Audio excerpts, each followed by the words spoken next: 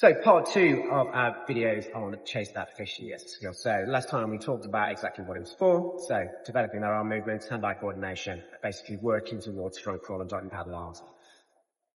As your baby gets a little bit older, we can start to also use it to really refine things and also have some extra knock-on benefits to their development.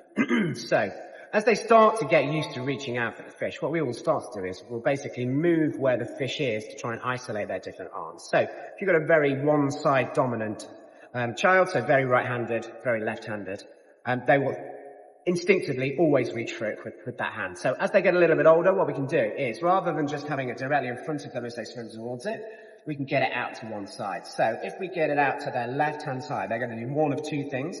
They will either reach for it with their left hand. So we start to then develop that motor control, which will be a little bit behind the right-hand side, just because they don't use those muscles quite that much. And what that's doing is it's basically making it much more even on both sides. So from a swimming point of view, that means their stroke is going to be much more balanced. Again, overall development, it's going to mean that they are more comfortable using their non-dominant side.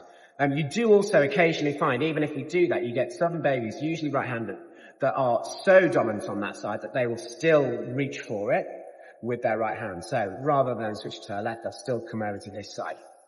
Whilst that's not helping their left-hand side develop, what it's doing an incredible job for is the way that their brain is connected. So anything that your child does where they reach across the midline, where they're using one side of their brain or with their limb on the other side, is incredibly good for their cognitive development.